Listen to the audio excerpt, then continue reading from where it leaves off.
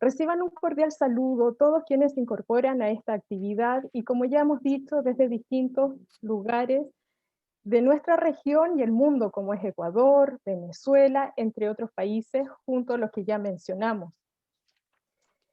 Les damos una afectuosa bienvenida al inicio del ciclo de conversaciones sobre crimen organizado transnacional, que desde hoy comienza en el Instituto de Estudios Internacionales de nuestra universidad. En el marco de la cátedra Seguridad y Globalización, la criminalidad organizada transnacional forma parte de los temas que contempla con la finalidad de aportar en la comprensión de las dinámicas y tensiones que en la segunda década del siglo XXI complejizan abordar la seguridad desde una óptica de la cooperación internacional y las políticas domésticas. En este contexto, nuestro primer webinar en la materia aborda el tema del narcotráfico y el crimen organizado transnacional. ¿Hacia una gobernanza criminal? Motiva esta pregunta a constatar que cada día, en más lugares de nuestro continente, las personas, particularmente las más vulnerables, dejan de acudir al Estado para resolver sus asuntos cotidianos, recurriendo a grupos armados presentes en la zona donde viven. Esta situación nos lleva a preguntarnos si desde la gestión pública hay capacidad para responder a las necesidades de la ciudadanía y muy especialmente hacer respetar el Estado de Derecho ante quienes cometen ilícitos con altos grados de violencia. Para abordar estos asuntos, hemos invitado a exponer a profesores con reconocimiento en nuestra región y más allá de ella.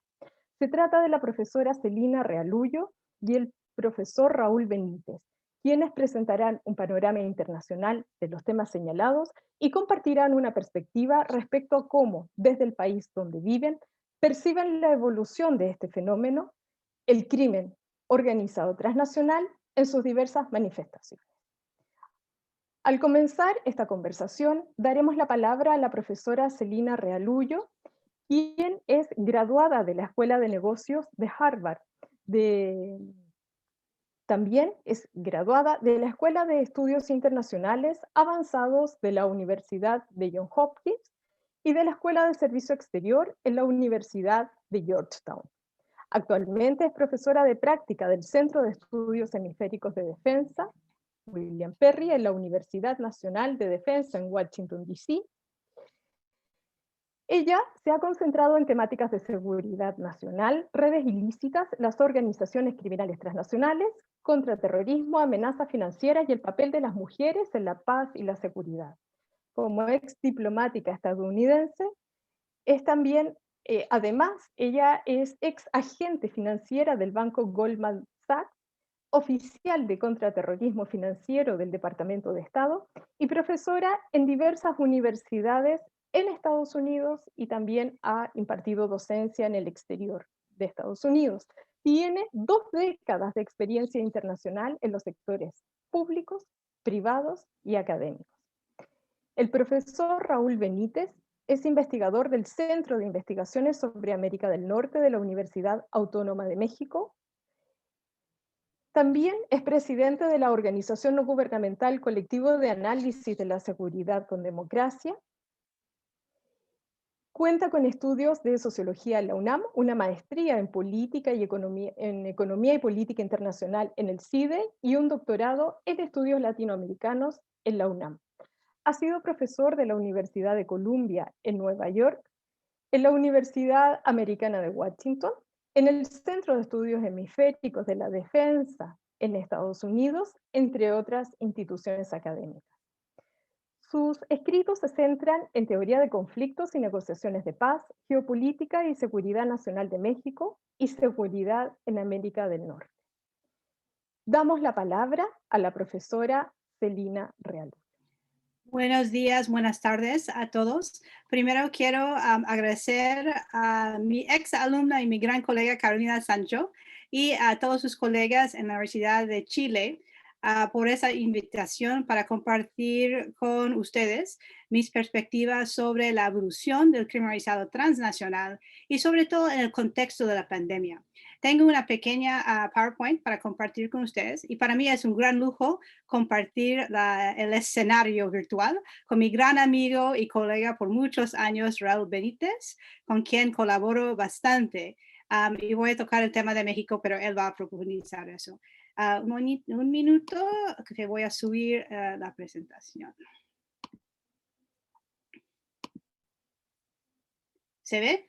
Sí, muy bien. Pues vamos a empezar primero mirando lo que es la panorama internacional y global.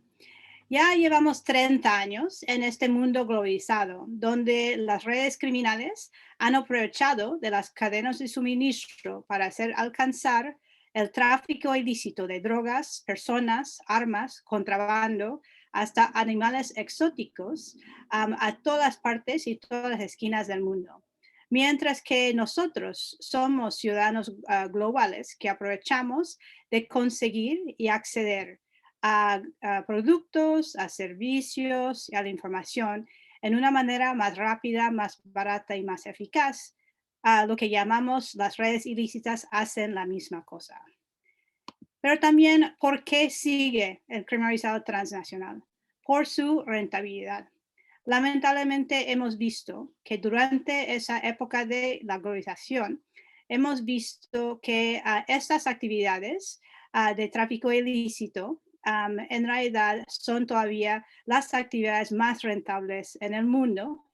Y también, lamentablemente, con la globalización hemos visto la magnitud, la velocidad, la riqueza y lamentablemente en nuestra región la violencia que está acompañando esas actividades ilícitas están representando una amenaza a la seguridad nacional de cada país en nuestro hemisferio, donde estos grupos armados y criminales amenazan la seguridad, la prosperidad, el Estado de Derecho y la gobernanza, cuáles son las 4 misiones principales para todos nuestros países ante su población. Y también estos grupos aprovechan de lo que llamamos las cadenas de suministro.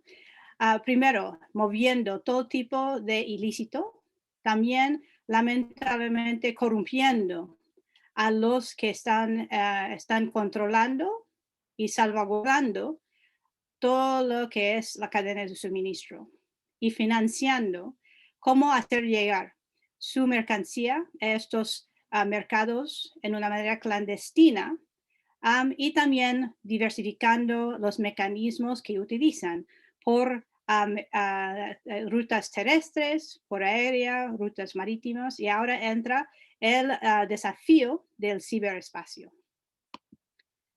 Lo que sí hemos visto, como cada uno de nosotros ha sido impactados por la pandemia personalmente y profesionalmente, hemos visto también un impacto parecido a las organizaciones criminales transnacionales. Las actividades que tengo aquí en esta pantalla se ve que siguen a pesar de interrupciones en las cadenas de suministro y hasta que se habla de que esas organizaciones criminales se están fortaleciendo en el entorno de la pandemia. Lo que lamentablemente en nuestra región ya existían antes de la pandemia, estos desafíos, que son factores contribuyentes al crimen organizado. Instituciones débiles, en muchos casos infiltradas por elementos criminales, la inseguridad ciudadana, la inequidad, corrupción, redes ilícitas que sean criminales o terroristas, actores externos con el papel de China y Rusia, y también desastres naturales. Lo que pasó durante este año es que se han empeorado en realidad estos factores que da en realidad un espacio al crimen organizado para realizar sus agendas tan nefastas. Y en el campo del narcotráfico, al principio de la pandemia había muchas interrupciones, en realidad por la cadena de suministro. El hecho que ya no se podía conseguir químicos precursores o drogas sintéticas al principio, los primeros 3 meses de la pandemia. Pero hemos visto que los narcotraficantes se han recuperado muy rápidamente, adaptándose a las nuevas reglas y también con nuevas rutas, incluyendo el caso de Chile. Sí sabemos que se ha impactado el ciclo de la producción, sobre todo en cosecha y producción, que son donde en los laboratorios se produce la medicina y también las drogas en su formato final, pero más que nada ha sido impactado el tránsito y los puntos de venta, la distribución. Pero lamentablemente a causa de las cuarentenas y las políticas de distanciamiento social, hemos visto más demanda, más problemas con la salud mental, que hay un aumento de demanda y uso de drogas ilegales. También al mismo tiempo hemos visto el flagelo de la trata y tráfico de personas, quienes quieren llegar acá a los Estados Unidos. Ustedes han visto en las noticias las cifras impresionantes de los que trataron de cruzar o cruzaron a los Estados Unidos. El mes pasado cruzaron más de 172,000 migrantes irregulares que entraron en los Estados Unidos. Y también al mismo tiempo de la ola de centroamericanos y mexicanos que llegan a Estados Unidos, hay que prestar atención que sigue la crisis humanitaria política en Venezuela, que ya está por alcanzar 6 millones de refugiados huyendo desde el régimen de Maduro. Lo que pasó al principio de la pandemia, que es que se cerraron muchas fronteras y también impidió la llegada de esos migrantes irregulares. Pero ahora, como está abriendo poco a poco la economía acá en Estados Unidos, pero también en otros países, se ve que hay mucho más movimiento y va a subir la migración irregular en todas partes de las Américas. También lo que observamos, aún antes de la pandemia, pero sobre todo se explotó esa transición de la economía ilícita al ciberespacio. Hay más actividad, más extorsiones, más fraude, más delitos en el ciberespacio y también hemos visto mucho más uso de criptomonedas en todo lo que tiene que ver con el tráfico de drogas y también de personas. Lo que hemos observado el último año es que estos grupos armados y criminales se están adaptando muy rápidamente al entorno de la pandemia. Hemos visto que ya ellos entraron en unos nuevos negocios relacionados con cómo atender y sobre todo la lucha contra la pandemia. Hemos visto los casos de mascarillas en contrabando y también la diversión o la falsificación de las vacunas, que ahora entra como un gran debate en todos nuestros países. También lamentablemente hemos visto que ciertos grupos ellos mismos están tomando el papel del Estado, proveyendo servicios sociales y también infiltrando ciertas partes de los gobiernos locales, hasta que ellos también financiando importantes campañas políticas. Y allí se habla de un Estado en realidad criminalizado o un Estado de mafia, como ha escrito muchas veces Moisés Naim en el caso de Venezuela bajo el régimen de Maduro.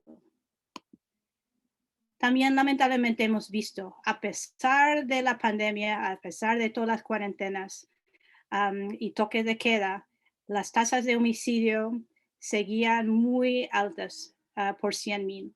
Y aquí nuestros colegas en Inside Crime demuestran que a pesar de la preocupación y la atención al COVID-19, sigue la violencia y sobre todo la violencia, la pobreza involucrada con el crimen organizado transnacional en las Américas.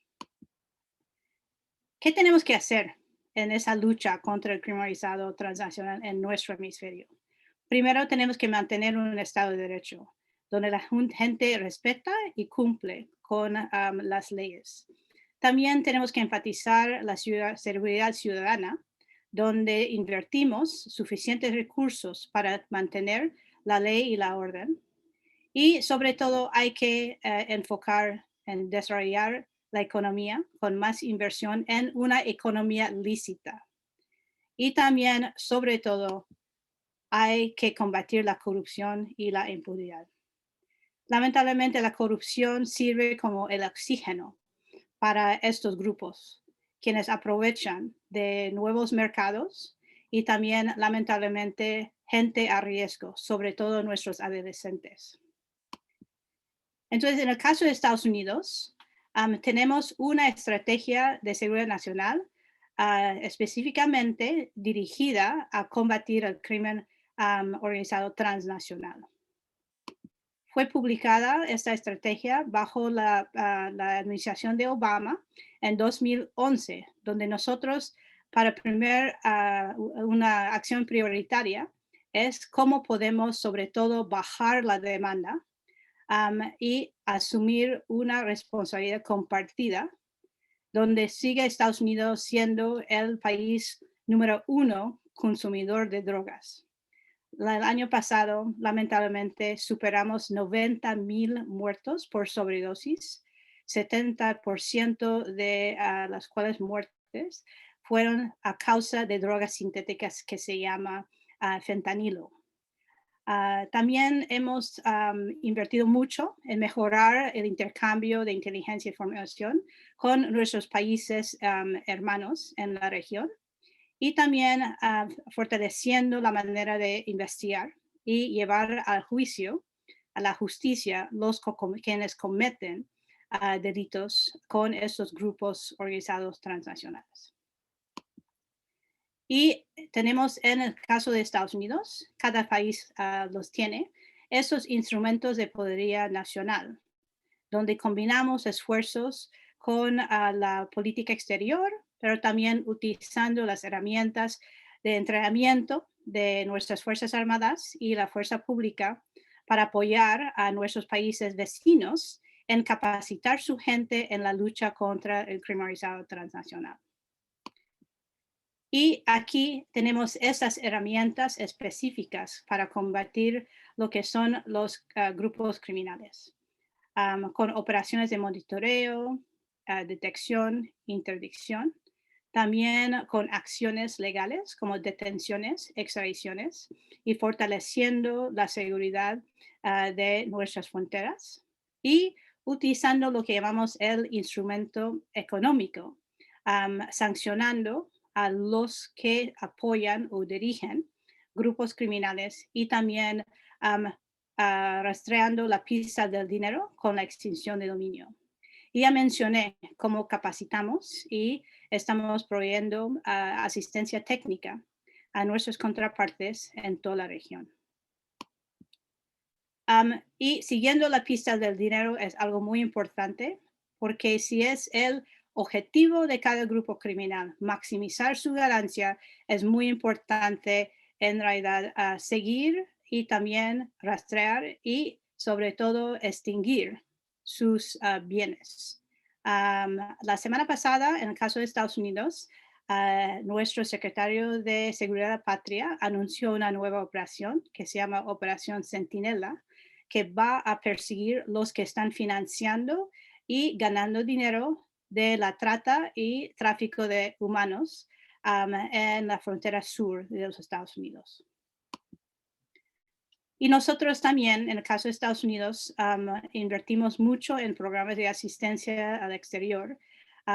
Sobre todo ahora, durante la pandemia, son programas más específicos respecto al apoyo socioeconómico, el apoyo humanitario y también en temas de seguridad.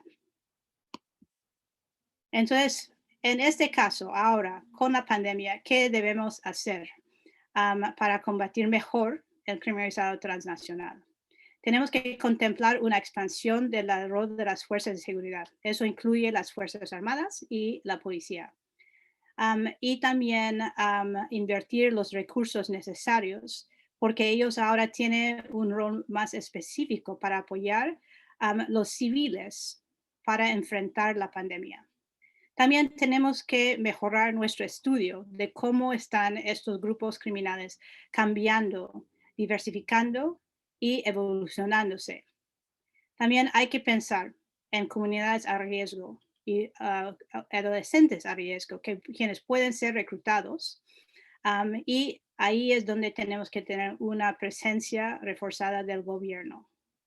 Y tenemos que enfatizar más cooperación dentro de los países, entre agencias y también internacionalmente, porque estos grupos criminales no conocen nacionalidad, pasaporte o bandera. Y también tenemos que tener en cuenta que ahora estamos en la región enfrentando una crisis sanitaria y una crisis de seguridad y una crisis económica. Ya el Banco Mundial ha publicado que casi un tercio de la población en el hemisferio occidental va a entrar bajo las cifras de pobreza. Y sabemos también que a todos los gobiernos les cuesta apoyar y financiar las respuestas a la crisis económica.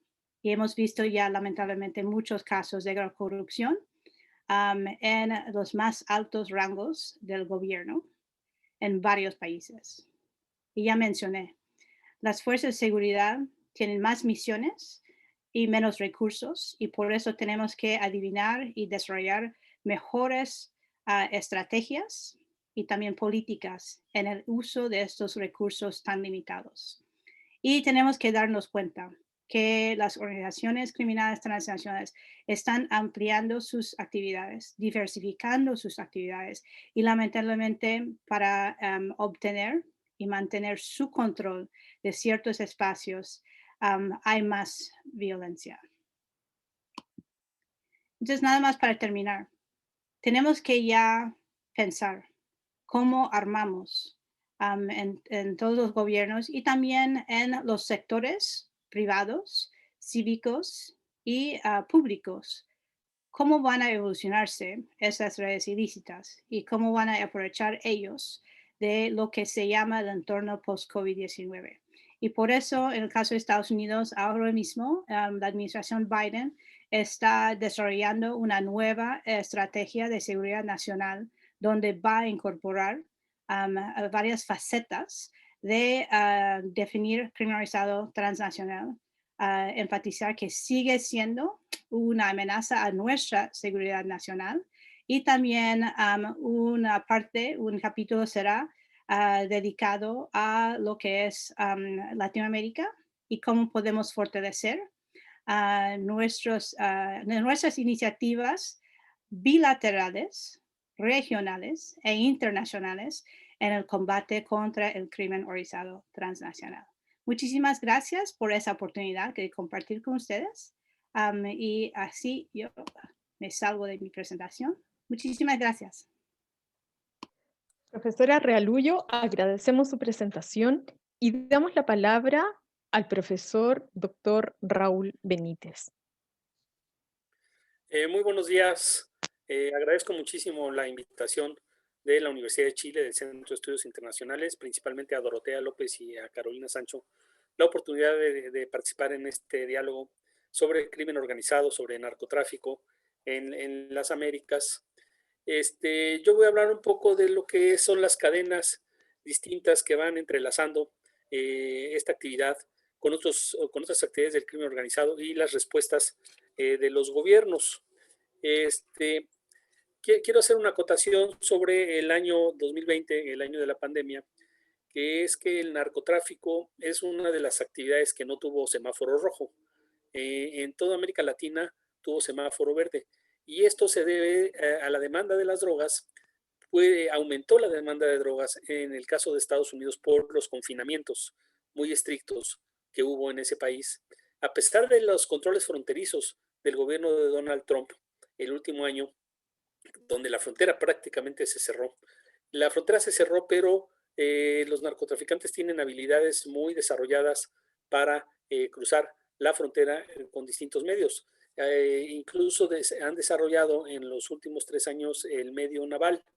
Se han capturado por la Guardia Costera de Estados Unidos muchas embarcaciones con migrantes y con narcotráfico, cosa que antes estaba mucho más controlada y restringida, ahora se ha vuelto a potenciar.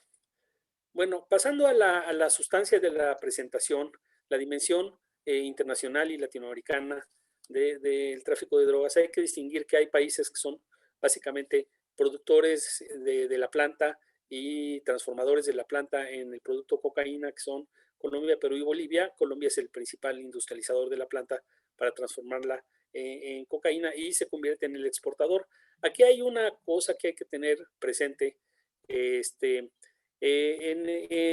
Antes de que terminara el siglo XX, la cocaína circulaba básicamente por la cuenca del Caribe, por las islas del Caribe.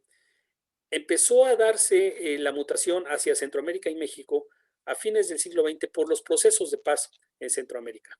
Cuando hubo guerras en Centroamérica, las guerras hablaban de una saturación de las Fuerzas Armadas de los territorios de los países. Estamos hablando de una saturación total del territorio nicaragüense, del territorio salvadoreño, una presencia muy elevada de Estados Unidos en Honduras y del territorio guatemalteco. La desmovilización de los ejércitos producida entre 1992 y 1998, la reducción muy abrupta de los ejércitos y rápida, dejó espacios vacíos que aprovecharon la gestión de las drogas. Y al mismo tiempo, una política de Estados Unidos muy efectiva, que fue la Iniciativa para la Cuenca del Caribe, logró prácticamente cerrar la exportación de Colombia hacia Florida.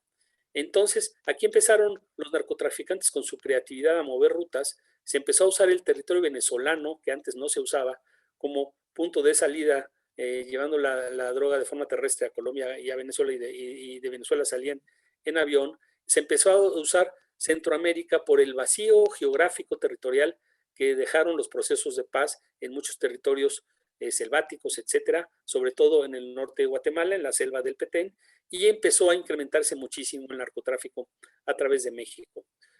Al mismo tiempo, los grandes criminales colombianos fueron abatidos.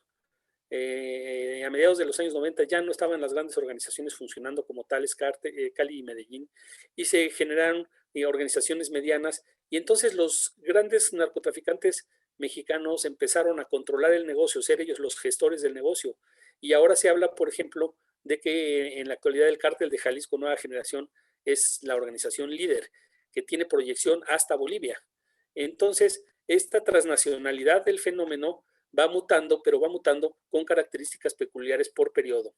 Entonces, países de tránsito, por ejemplo, para el caso de la cocaína, son México, Venezuela, Surinam y en menor medida el Cono Sur y Brasil, pero para dirigirla hacia Europa principalmente.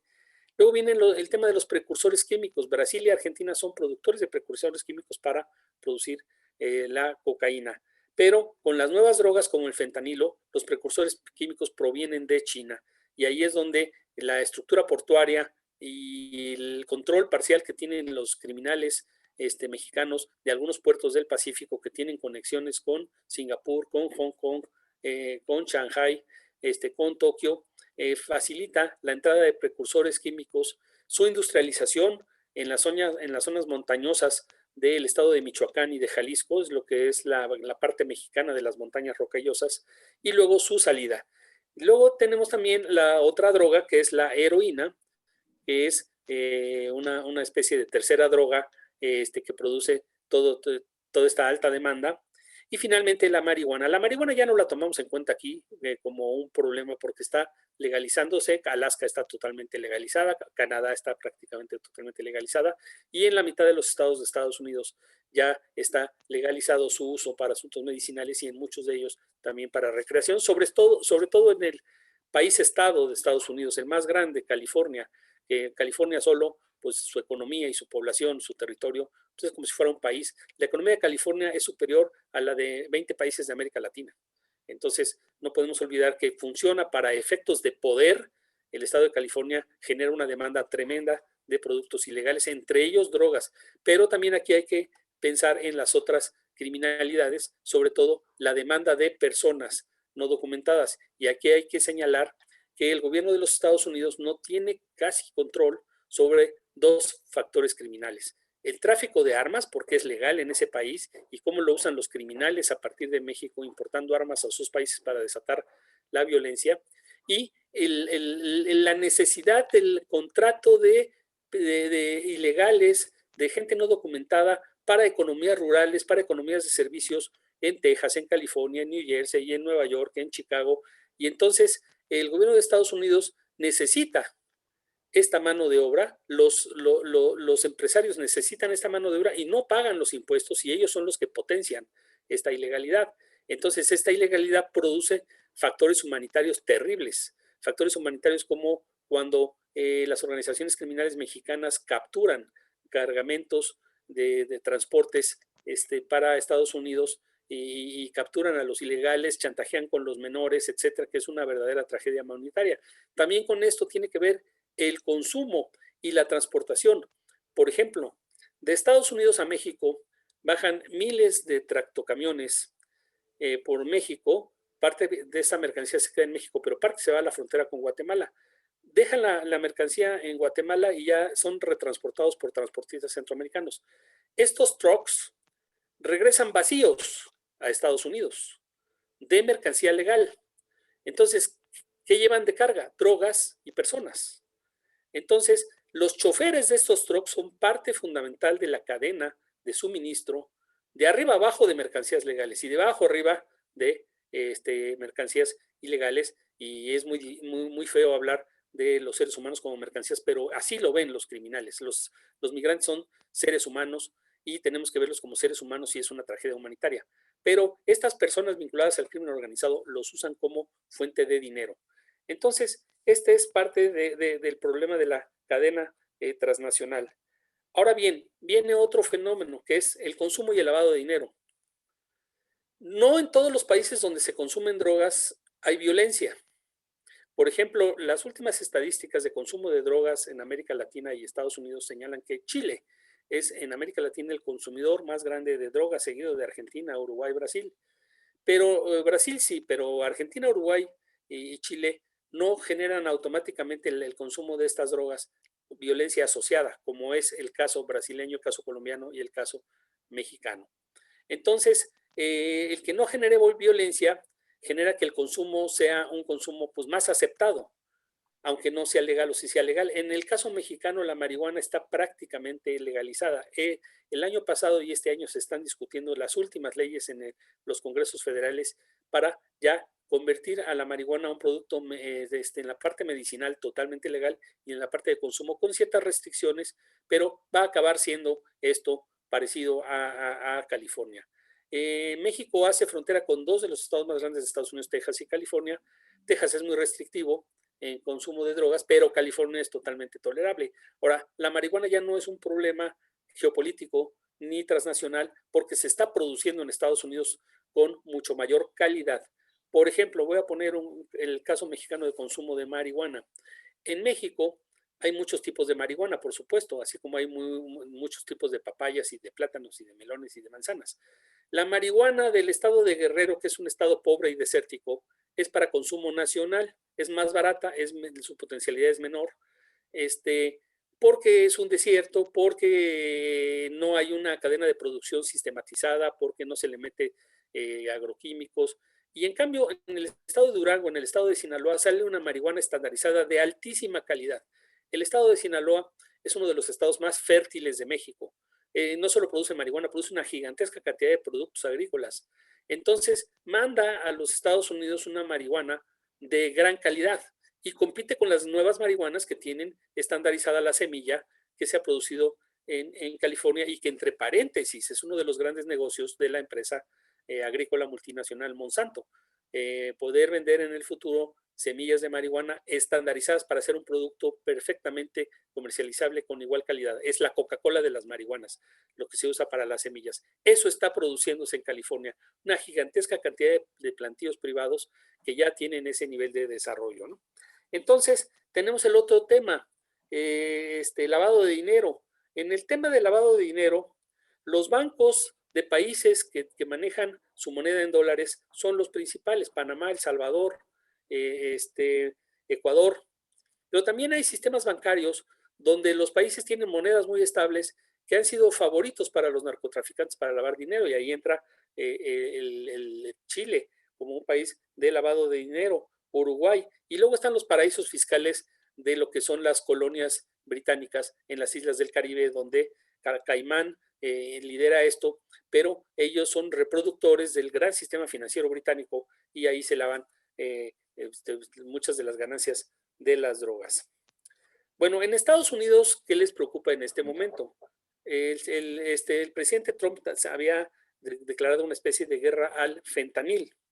Entonces, la guerra al fentanil automáticamente genera una guerra contra el cártel de Jalisco Nueva Generación. Pero aquí el tema es que el cártel de Jalisco Nueva Generación es uno de los carteles más violentos que hay en México. Cada cartel que aparece nuevo es más violento que el anterior.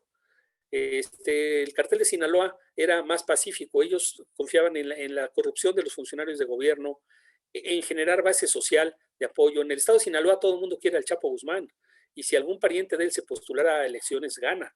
Pero el cártel de Jalisco es extremadamente violento, no le interesa la base social, lo único que le interesa es control territorial con ametralladoras. Estados Unidos le hizo una guerra muy fuerte al cártel de Jalisco en Texas, confiscándole una gran cantidad de cuentas bancarias, más de 1,900 cuentas bancarias a finales del año 2019 y principios del 2020, se llamó Operación Pitón, pero por algo este cártel se sigue fortaleciendo y no tiene consumidores mexicanos. México es un país de bajo consumo de drogas. Solo hay alto consumo de drogas en 2 ciudades. Cancún, los extranjeros son los consumidores europeos, y Tijuana por la vecindad con la frontera con California.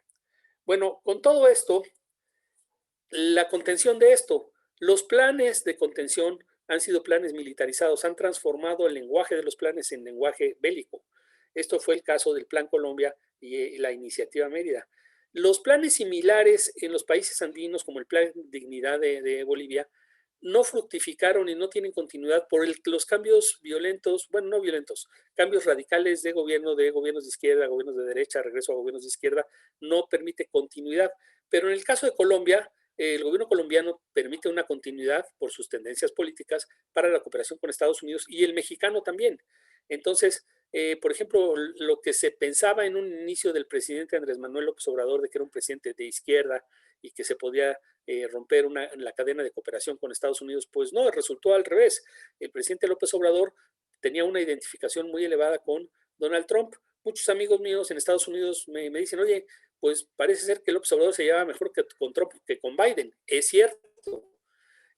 Lo que pasa es que Biden es un presidente que no es estruendoso ni es agresivo, es diplomático, es un político profesional y tiene un estilo distinto de manejo con López Obrador, pero se está criticando mucho en Estados Unidos que el gobierno mexicano tiene pasividad porque no quiere violencia en el combate a las drogas. Sin embargo, los narcotraficantes, que son factor de violencia, pues son los que actúan violentamente en el factor competencia con otros grupos criminales, ¿no?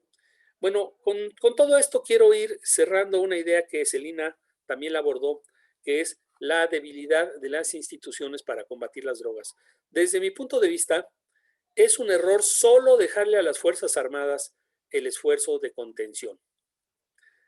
Se ha abierto un debate en los últimos meses en Estados Unidos porque se ha empezado a comparar la guerra de Vietnam con la guerra a las drogas. Y se decía que la guerra de Vietnam era una guerra que no tenía fin, que la guerra contra el Vietcong no tenía fin positivo para los fines anticomunistas del gobierno de los Estados Unidos y tuvo que regresar a Estados Unidos a una negociación y aceptar la unificación de Vietnam y no tuvo el fin buscado. Entonces, con la guerra al narcotráfico, a pesar de todos los recursos metidos en este esfuerzo, pues en Colombia en el año 2019 y 2020 se registran los registros históricos más elevados de exportación de cocaína a los Estados Unidos. Estados Unidos ahorita ya no sabe qué hacer con el tema de cómo lavan el dinero los grandes grupos criminales porque tienen sus asociados en Estados Unidos, tienen americanos con cuentas bancarias, mexicanos con cuentas bancarias, etcétera, colombianos con permisos de residencia ya nacionalizados muchos, que son los que fluyen esta actividad criminal. Entonces, si el narcotráfico, como dicen algunos en Estados Unidos, esto lo está diciendo el embajador de Donald Trump en México, Christopher Landau, es igual a la guerra de Vietnam, entonces la guerra del narcotráfico no tiene fin. Entonces, la parte militar de la guerra hay que revisarla, pero entonces hay que dirigir la guerra a lo que señaló Celina hace un momento, con esto termino, a fortalecer las instituciones no militares, las instituciones de control financiero, de lavado de activos, las instituciones judiciales, que no haya corrupción en el manejo judicial de los narcotraficantes capturados, las instituciones de cohesión social, incluso la prevención del delito en áreas marginadas, por ejemplo, en Ciudad Juárez, etcétera. Ahora, en países como México el narcotráfico sí genera violencia, en países como Estados Unidos no genera violencia directamente. Por ejemplo, en los años más álgidos de la guerra a las drogas entre Texas y México, en Ciudad Juárez, Juárez fue clasificada como la ciudad más peligrosa del mundo. Sí, pero El Paso, Texas, de donde salía la droga, estuvo clasificada como la tercera ciudad más pacífica, de menos homicidios de Estados Unidos. Y por ahí pasaba toda la cocaína, toda la heroína, toda la marihuana, si no toda, un porcentaje muy elevado. Entonces, en cada lugar, por la debilidad de las instituciones, se deriva la guerra al narcotráfico en violencia, y en otros lugares, por la fortaleza de las instituciones, la cohesión social elevada, por ejemplo, no hay violencia social asociada, o es muy poca la violencia social asociada. Entonces, en cada país, instituciones del Estado no militares, pues es diferente. Hay países con una fortaleza fuerte del Poder Judicial, en otros países es débil, y esto va variando de acuerdo a los momentos de la voluntad política de los gobiernos, etcétera. Con lo que quiero señalar es que hay que reflexionar ahora sobre estas afirmaciones de que la guerra al narcotráfico no tiene fin, de que Colombia hace de los 2 años para acá sus niveles de exportación han sido muy superiores a los de los últimos 20 años, midiendo los volúmenes año por año.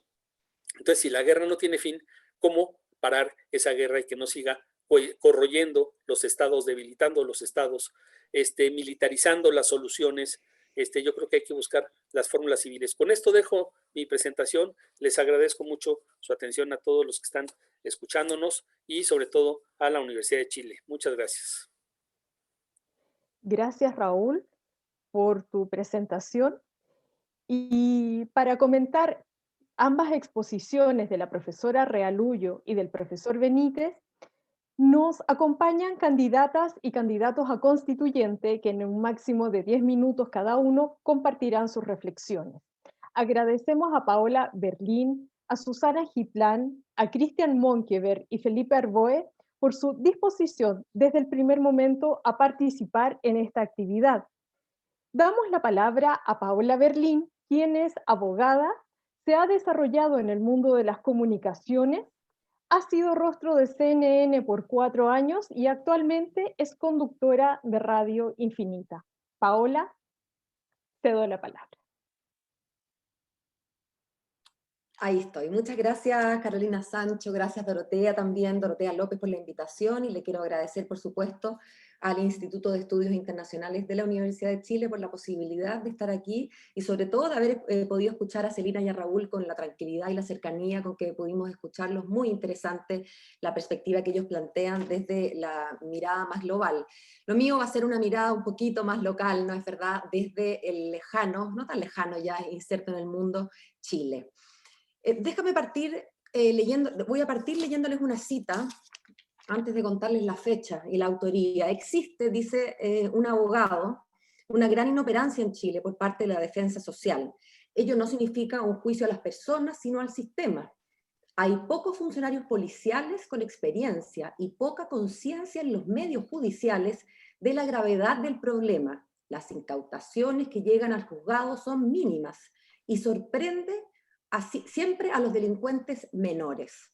Bueno, esta es una cita para quienes vivimos en Chile y estamos cercanos a las noticias, que podría ser de hoy o de ayer, y sin embargo corresponde a casi 50 años atrás. Fue vertida por un penalista en el año, que además era miembro del Consejo de Defensa, en 1972. Bueno, como digo, casi 50 años después estamos ya de frentón invadidos por el narcotráfico. El Estado y los policías están completamente superados y no hay, desde luego, una respuesta que sea acorde al tamaño del problema. Chile exhibe, lo decía Raúl, creo, sí, Raúl lo dijo, el récord de consumo en América Latina de marihuana, cocaína, pasta base y tranquilizantes sin receta médica. Justamente ayer escuchábamos en las noticias sobre el preocupante quiebre de stock de muchos de estos ansiolíticos y antidepresivos con ocasión de la pandemia, que por supuesto ha subido las necesidades de estos medicamentos, tanto recetados como autorrecetados, lamentablemente, bueno, por los niveles de estrés de la pandemia. Chile se ha enfrentado este último tiempo a muchas novedades, digamos. El sicariato, una institución que aquí no existía, está en Chile y ya la escuchamos cada vez, lamentablemente, más a menudo. Los narcofunerales, por ejemplo, los ajustes de cuentas, en que la policía pareciera inmiscuirse poco, en la lógica de que aún son precisamente ajustes de cuentas entre pandillas, pero que el sicariato está a la orden del día, bueno, ¿cuánto falta para que empiece a afectar a otras personas, ¿no? Y lo otro que quizás es lo que más le llama la atención a una persona alejada de los barrios que están consumidos por el narcotráfico es el tema de los fuegos artificiales. Fuegos artificiales que en Chile venían o estaban asociados a la algarabía de los festejos de fin de año, y con suerte, además son caros, están prohibidos, hoy en día son pan de todos los días en muchas partes de nuestro país, sobre todo aquí en nuestra región metropolitana. Bueno, que ese es el panorama, diría yo, actual. Déjenme entrar en un tema un poquito más local, sobre todo para las audiencias extranjeras, que tiene que ver con un municipio. La Municipalidad de San Ramón es un municipio que se encuentra aquí en el Santiago, en la capital. Hubo investigaciones periodísticas y la Fiscalía ha estado investigando desde el año 2017 los distintos vínculos del alcalde con el narcotráfico. Resultado, hoy en día el alcalde está postulando a la reelección. En 2 semanas más, cuando votemos, menos de 2 semanas, en 10 días, cuando votemos a constituyentes, concejales, gobernador, vamos a votar alcalde, y el alcalde, a pesar de estar formalizado, está peleando, o digamos, en fuerte campaña para ser reelecto. Está formalizado por enriquecimiento ilícito, por cohecho y por lavado de activos. La manera en que el narco infiltró al menos a ese capítulo, digamos, del Partido Socialista en Chile ha sido profusamente contado por los medios, ¿no? Fíjense que el Partido Socialista en ese municipio pequeño cuenta con el 20% de la representación de la región metropolitana. El 8% de todos los socialistas de Chile están curiosamente en ese municipio. Los cruces de personajes turbios, de domicilios cruzados, de políticos inmiscuidos con amigos en el narco, con detenciones por las causas más diversas, siempre relacionadas de manera directa o indirectamente con el narco, también han sido profusamente difundidos. Y sin embargo, yo tengo la sensación, si me permiten, que este caso de San Ramón fue algo así como una biopsia, que nos permitió, o le debería haber permitido a la ciudadanía, con permiso, a la ciudadanía y a las autoridades sobre todo, entender de qué estaba hecho ese tejido. Y la biopsia salió mala. A pesar de que la biopsia salió mala, parece que el paciente aún no se ha querido hacer cargo del tratamiento. Pienso en los mecanismos de defensa que a veces uno ve o escucha de pacientes, de personas, digo, que están con una biopsia negativa, y uno puede empatizar y entender con eso, ¿no? Yo no soy psicóloga, pero cómo no entender que cuando la realidad es muy difícil, a veces tendemos a soslayarla, a mirarla de medio lado, porque es muy duro mirarla de frente. Sin embargo, cuando el Estado es el que no está queriendo ver una realidad como esta biopsia, que yo digo metafóricamente, ya la negligencia aparece como imperdonable, ¿no? Uno puede imaginar que San Ramón es un caso puntual.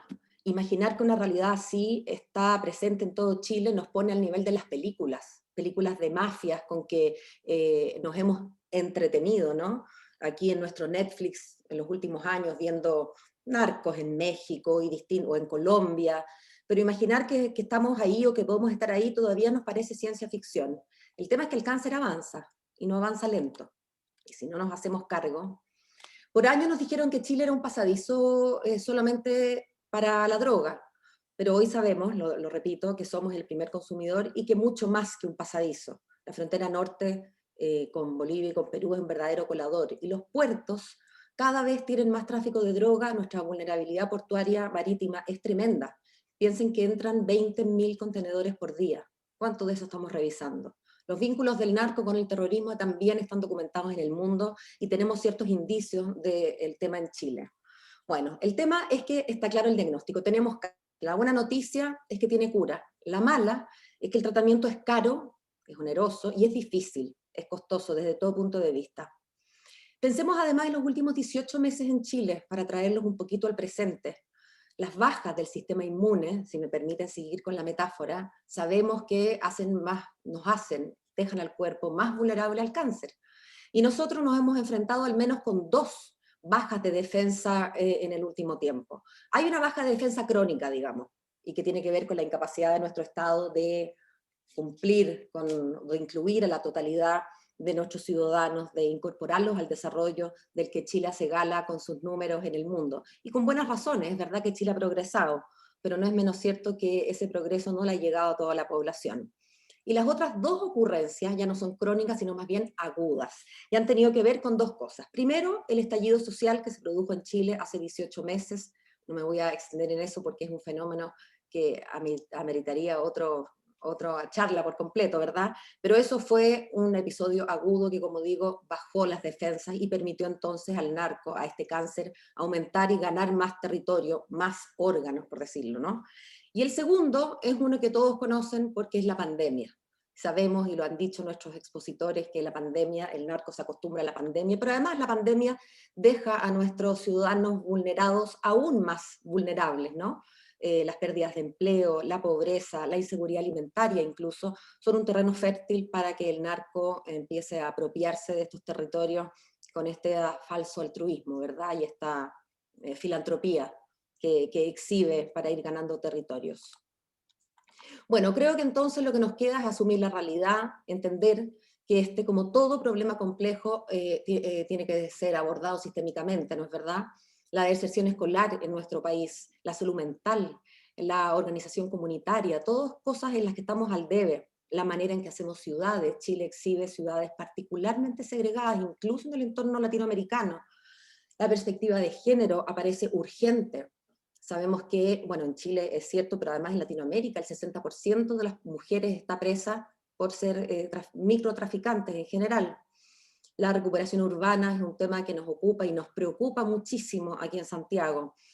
Una fiscalía especializada, la coordinación, donde puso tanto énfasis Celina, ¿no? La cooperación intranacional entre Gendarmería, la Fiscalía, el gobierno, los puertos, la aduana, una reflexión conjunta del gobierno, parlamentarios, intelectuales, médicos, científicos, aparece sociólogos, aparece como fundamental, pero también la coordinación con la región, a nivel con el objeto de consensuar bases para un sistema global integrado y que dé la debida apertura para permitir flexibilidad en las respuestas de cada gobierno por sus realidades locales.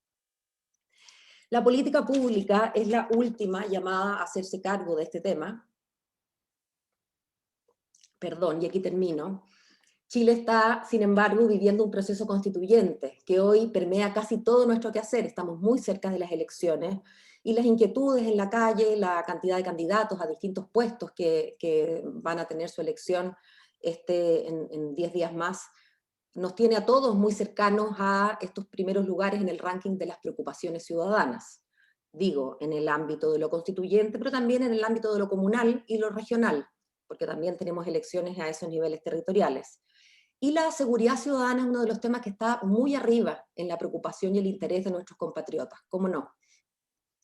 Algunos candidatos probablemente en el afán de llevarse votos, o quizás en alguna ignorancia bien intencionada, asumen, sobre todo desde el desafío constituyente, el tema del narcotráfico y de la preocupación por la delincuencia. Creo, sin embargo, como lo dije, que este es un tema de alcance de la política pública. Es cierto que la Constitución tiene algo que decir al respecto, pero probablemente de manera indirecta. Quizás en el más corto plazo podemos imaginar una Constitución que mandate al Estado a coordinarse, ¿no? Sabemos que la coordinación dentro del país y dentro de las distintas agencias es fundamental, requisito sine qua non para poder pensar en ganarle al cáncer. La segunda manera, sí, falta una línea. La segunda manera en que una constitución puede contribuir es que en la medida que esta nueva organización política que logremos en Chile, este nuevo pacto, le dé cabida e incluya a los marginados, podemos imaginar entonces un cuerpo más saludable en que el cáncer y otras enfermedades no lo afecten. Muchas gracias. Muchas gracias, Carolina. Gracias, Paola. Damos la palabra a Susana Giplán, quien es abogada y actualmente se desempeña en la División de Educación Pública del Ministerio de Educación. Susana. Hola a todos, ¿me escuchan bien? Muy bien, sí. Perfecto. Muchas gracias a todos por la invitación. por la organización, a Carolina y a nuestros magníficos expositores. Ha sido altamente ilustrativo.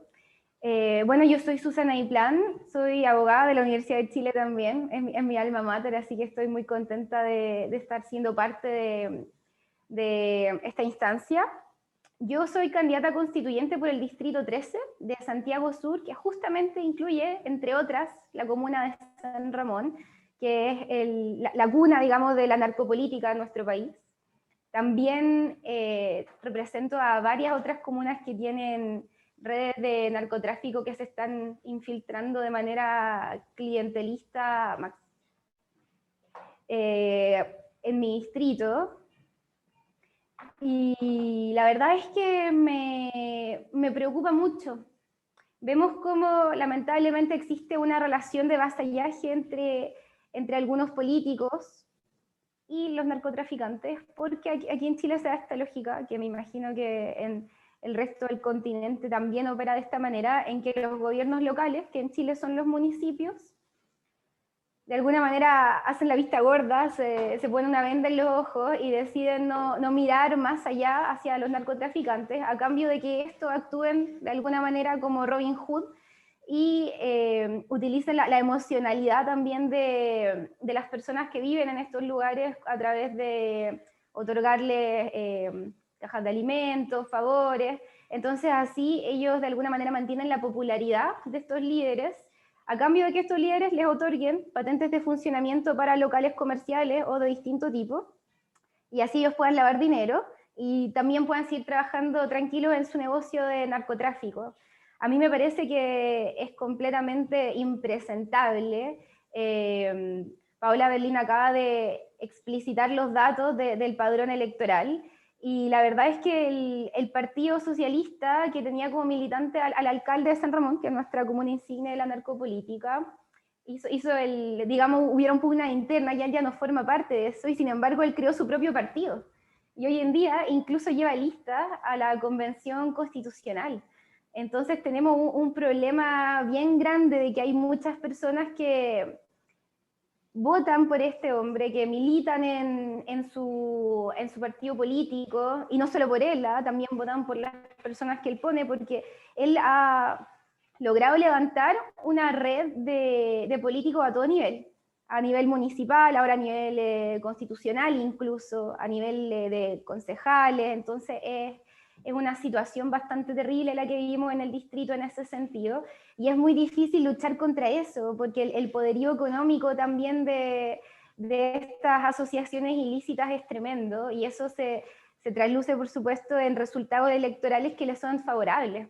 Hoy en día el alcalde de San Ramón tiene, gracias a un concejal en ejercicio, que es mi candidato a alcalde, David Cabedo, 2 querellas en su contra, que por fin están avanzando en la fiscalía, pero que durmieron mucho tiempo también en fiscalía. ¿Por qué los fiscales estuvieron años sin hacer nada? No lo entendemos. La verdad es que es un poquito impresentable que este hombre con todo ese prontuario vaya a la reelección, y lamentablemente tiene todavía altas posibilidades de salir, porque el dinero que tiene de la municipalidad y también del narcotráfico vuelve esta vez a financiar su campaña. Entonces es muy difícil combatir eso, porque las personas también, lamentablemente, bueno, tenemos que la narcopolítica está, ¿cierto? Su nicho es la zona más pobre de Santiago. No es el Distrito 11, donde las personas viven una realidad completamente distinta a la de Santiago Sur. Es una realidad completamente distinta.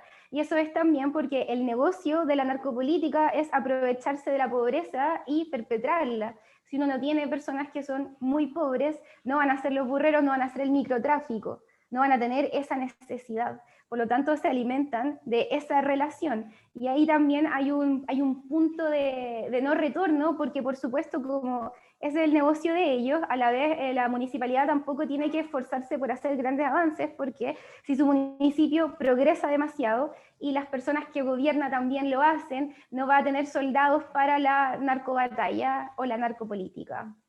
Por lo tanto, es muy importante que en la Constitución nosotros demos respuesta a esto. A mí me parece completamente impresentable que hoy en día nosotros tengamos como candidato a alcalde, como candidatos como a personas de este partido, ya no solo a figuras particulares. Y yo propongo que nuestra nueva constitución, por ejemplo, entre otras medidas, decrete la inhabilidad inmediata de personas que tienen prontuarios de este tipo para la elección popular, democrática y para el ejercicio de sus cargos. Porque hoy en día el alcalde este que tenemos en San Ramón, si sale electo y luego es condenado, a él no le importa, porque de alguna manera va a dejar a su secuaz en el sillón municipal. Entonces es completamente impresentable. Por otro lado, también creo que nuestra Constitución tiene que hacerse cargo de políticas que vayan al hueso a perseguir.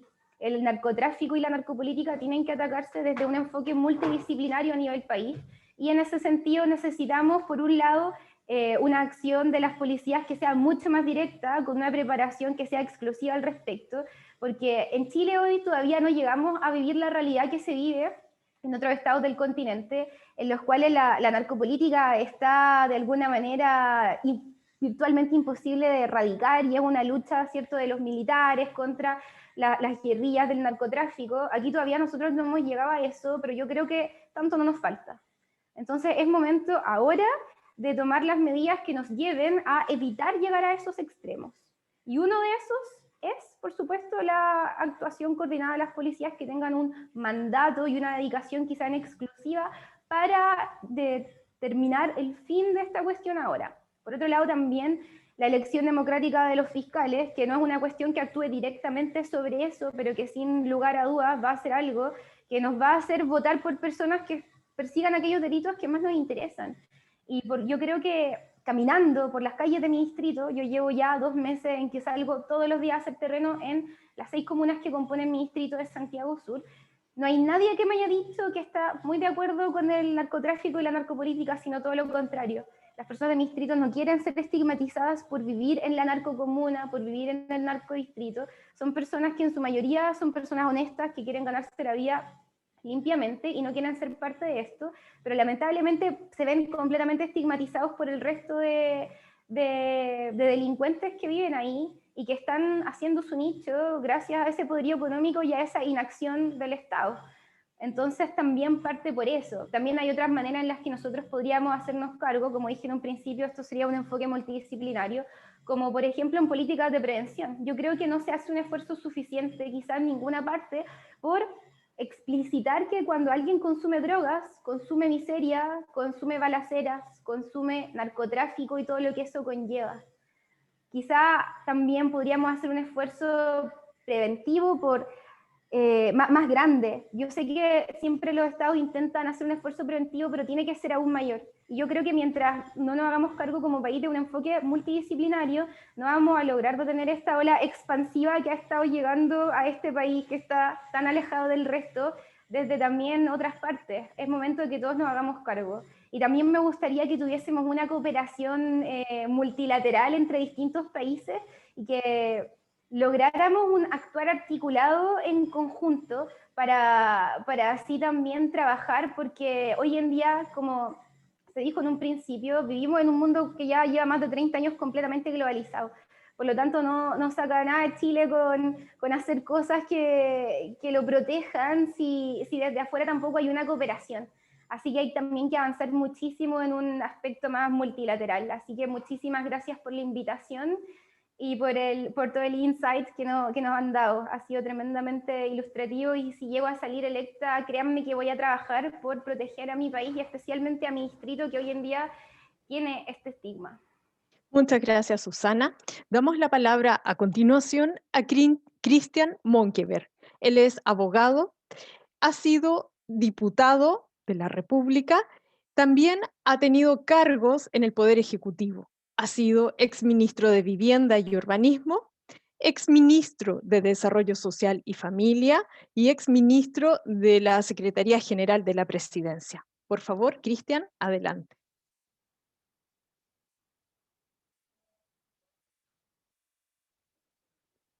El micrófono está apagado. Cristian, el micrófono no está activado. Necesitas activar tu micrófono.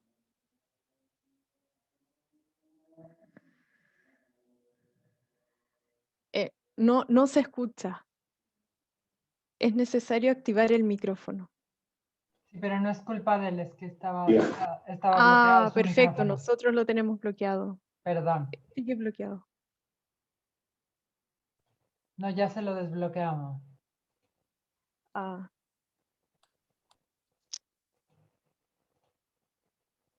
No, ¿lo tiene que activar? Sí, al parecer también desde el computador personal sería necesario activar el micrófono.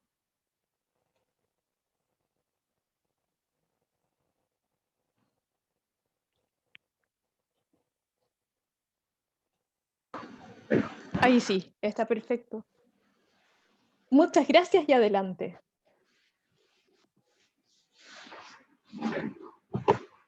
Bien, muchas gracias. Agradezco la paciencia por estos minutos, pero estaba efectivamente desconectado y el computador no es propio, así que no tenía control de él. Pero se agradece la invitación. Mire, lo primero es saludar y agradecer la invitación del Instituto de Estudios Internacionales de la Universidad de Chile y particularmente de su directora, de Dorotea López, y también de Carolina Sancho, que es profesora y que también está llevando adelante la moderación de este panel, de esta conversación, y también a los invitados que introdujeron el tema, expertos en la materia, y evidentemente a las candidatas, a las dos a quienes conozco y les deseo la mejor de las suertes en lo que se viene por delante, y a Felipe Arboe, que en un ratito más entiendo también se va a conectar, mejor de las suertes en lo que va a ser este proceso electoral. En esta materia, miren, uno muchas veces trata de pasar por encima o no darle la suficiente atención porque hay temas que a veces incomodan, a veces hay ignorancia respecto de ellos, o a veces es complejo tratarlos, o no se sabe cómo hacerlo. Y en nuestro país, el diagnóstico que uno se va dando cuenta y que va analizando es que no se le ha tomado el suficiente peso respecto de lo que es la narcopolítica, los efectos del narcotráfico y las redes que va tejiendo, que mientras no afecten a determinadas personas o grupos, no se le va tomando la importancia y la seriedad de las consecuencias negativas que puede traer consigo.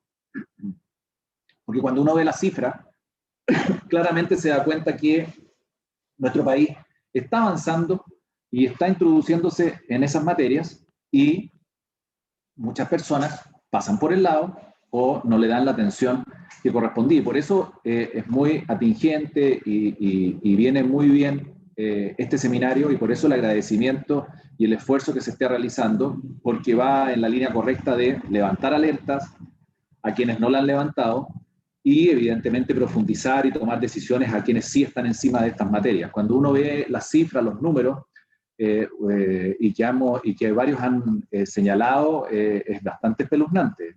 Ya la industria del narcotráfico significa muchos y cientos millones de dólares al año. Provoca más de 500.000 de muertes en los últimos años. Si fuera un país, evidentemente todo lo que produce el narcotráfico lo tendría dentro del número 42 en el ranking de ingreso de cada uno de ellos. Y en nuestro país, cuando uno ve las cifras en detalle, también se da cuenta que esto ha ido aumentando.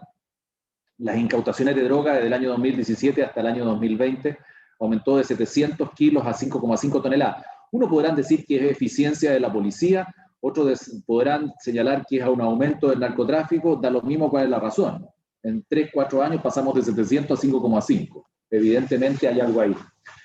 Los homicidios también han aumentado fuertemente, y los que dicen relación con armas de fuego se llevan la mitad de la manera de cómo se lleva adelante ese homicidio, que normalmente el arma de fuego está vinculada no a una riña, una pelea o a una discusión, que podría ser un homicidio quizá provocado por otras razones, sino que es normalmente asociado a un delito, a un narcotráfico o a un ajuste de cuentas.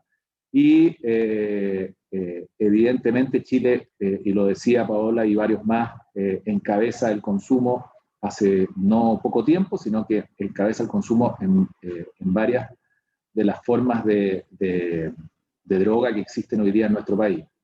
Ahora, yo en esta materia, más que hacer diagnósticos y análisis, que yo creo que es bueno tenerlo siempre presente, porque esto nos refresca y nos hace reaccionar, y nos hace poner la atención, como les decía al principio, yo quiero dar dos miradas muy simples y cortas en esta materia. Uno, respecto de la experiencia mía en torno a mi paso por el Ejecutivo, pero particularmente en el Ministerio de Vivienda y Urbanismo y en el Ministerio de Desarrollo Social y Familia. Yo creo que el narcotráfico y su derivación a la narcopolítica evidentemente tiene causas y tiene razones que lo van justificando y que se van instalando. Y una es de la mirada desde el territorio, desde la ciudad, desde la vivienda, desde el barrio. El año 2009, CIPE, que es un centro de investigación periodístico de diferentes materias, señalaba y hacía un punto importante en lo que son las zonas ocupadas, que están al margen de toda acción del Estado, de toda acción de Estado de Derecho, donde los servicios no se conocen ningún tipo de servicio, no digo comercio ya, porque no, ningún tipo de servicio. Y en abril pasado, en la región metropolitana, estas zonas ocupadas ya no significaban 80 como eran originalmente, sino que ya estamos hablando de 174, como se ha señalado. Y estas zonas ocupadas en la región metropolitana, más o menos significan el 15% de la población de la región metropolitana. Y normalmente estas zonas ocupadas coinciden con pobreza y con hacinamiento. El déficit habitacional en Chile también ha ido aumentando de manera importante, se estabilizó en algún momento, pero últimamente ha ido aumentando.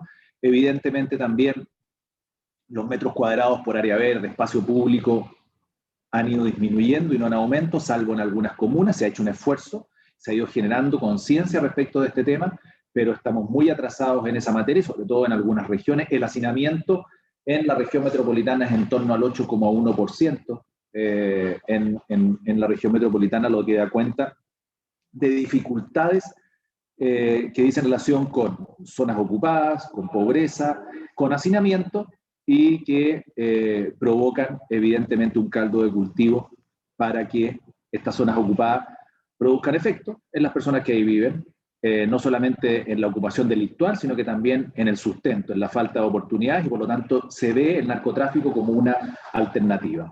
Y los campamentos, bueno, también es otro dolor de cabeza importantísimo de nuestro país, muy complejo y que, lejos de disminuir, aumenta, sin perjuicio de los esfuerzos que hacen los diferentes gobiernos en esta materia, porque el Ministerio de Vivienda y Urbanismo es de aquellos ministerios donde la transversalidad, más allá de quién gobierna, es permanente y se busca reducir el déficit a como dé lugar y se hacen esfuerzos importantes, pero claramente esto no está resolviéndose de buena manera.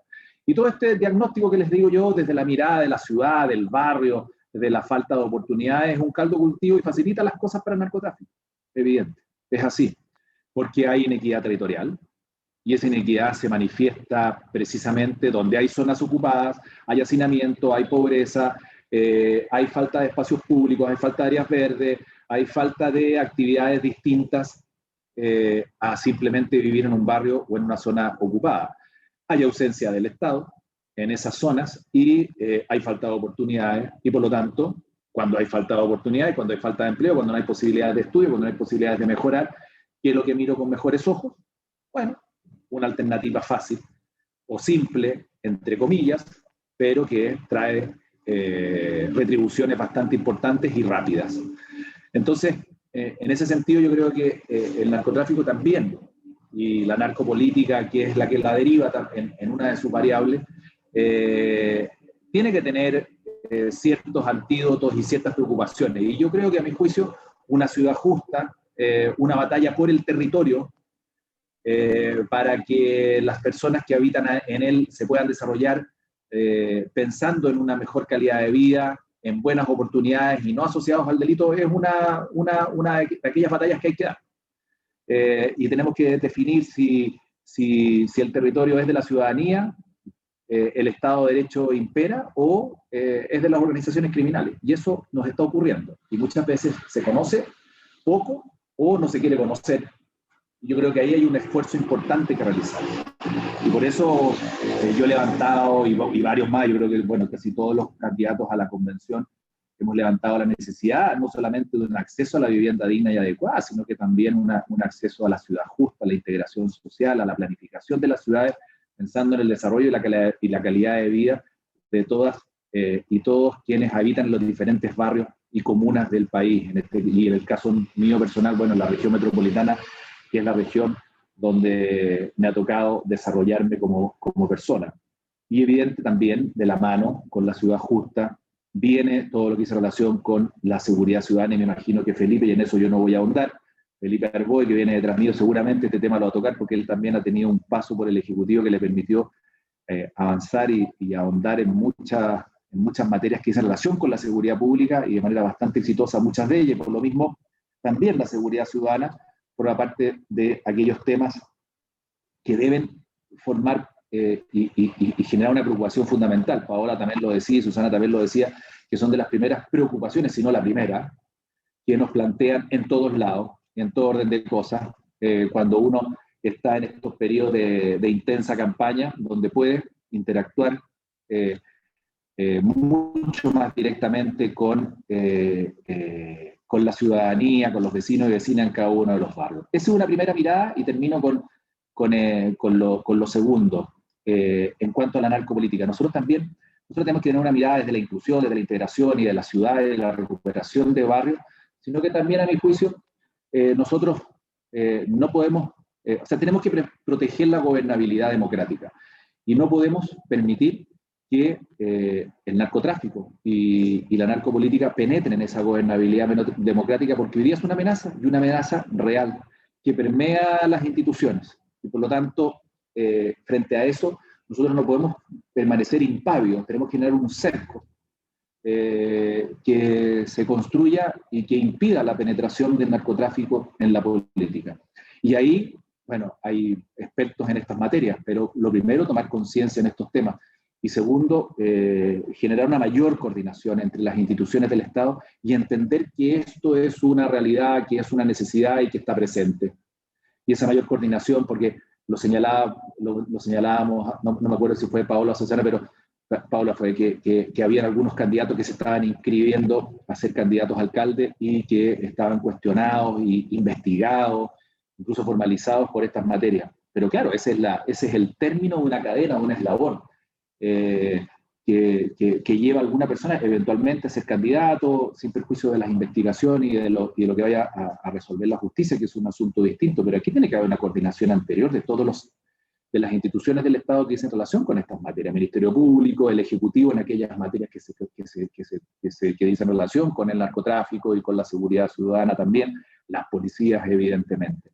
Entonces, a mi juicio, estos son dos temas y dos miradas que yo quería comentar, que quería aportar en este debate, y espero haberme ceñido al tiempo adecuado y agradecerles la invitación, agradecer a los expositores, porque fueron muy clarificadores y prenden alarmas respecto de la magnitud de lo que se está viviendo y de la necesidad de que quienes hemos estado o podemos estar en funciones públicas tomemos conciencia real de que esto es una realidad y que evidentemente tiene que tener una preocupación no solamente académica, que la celebro y la aplaudo, por eso lo planteé al principio, sino que también desde el punto de vista institucional y desde el punto de vista de las políticas públicas a nivel de país. Así que, nuevamente, muchas gracias por la invitación. Muchas gracias. Damos la palabra a Felipe Arboe, quien es abogado, exdiputado y exsenador de la República, y fue además en el Poder Ejecutivo, ha ocupado cargos relacionados con los temas que conversamos, como es subsecretario del Ministerio del Interior y anteriormente subsecretario de Carabineros. Damos la palabra a Felipe. Gracias. Muchas gracias, Carolina. ¿Se escucha? Muy bien. Perfecto, muchas gracias. Saludar aquí primero, saludar a Dorotea López como directora del Instituto de Estudios Internacionales de la Universidad de Chile, agradecer la invitación, un importante encuentro para poder intercambiar opiniones. Siempre es interesante escuchar experiencias y visiones como la de Celinda y Raúl, agradecer sus exposiciones. Por cierto, también agradecer las exposiciones de los compañeros de panel, digamos, los candidatas y candidatos, Paola, Carolina, perdón, Susana y Cristian.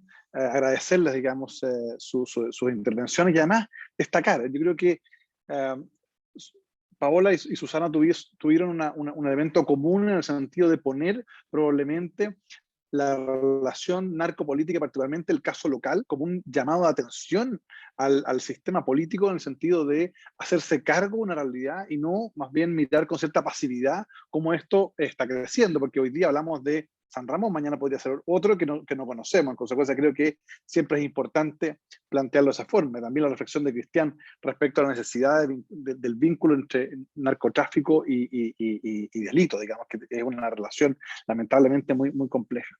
Yo quisiera partir distinguiendo y tomando las presentaciones de Celinda y Raúl en el sentido de que el fenómeno del narcotráfico, si bien nos ha acompañado durante las últimas 5 o 6 décadas, digamos, como una industria con un potencial económico enorme, los últimos estudios de Naciones Unidas nos señalan que en términos cuantitativos estamos hablando de una industria que está moviendo más de $600.000 millones año.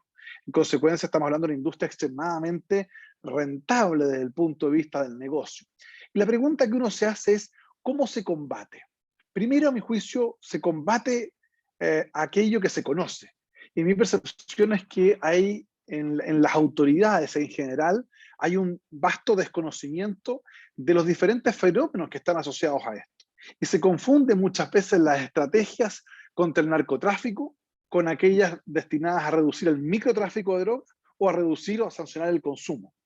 El consumo, para partir por esto último, es un problema de salud pública y requiere, como su nombre lo indica, de mecanismos o medidas de política pública de prevención. Es decir, cómo somos capaces, por medio de la información en atención a los riesgos asociados al consumo, de evitar que nuevos actores ingresen en el consumo de drogas, sobre la base particularmente de la información, la educación, crear red social, crear comunidad escolar, hacer entender a la familia que no solo el rendimiento académico es clave, sino también su conducta social, su relacionamiento con el mundo de las drogas. Ya antes, probablemente en la década del 70 y el 80, se nos decía a que a algunos no se junte con esta persona o no vaya a estos lugares porque ahí puede haber droga.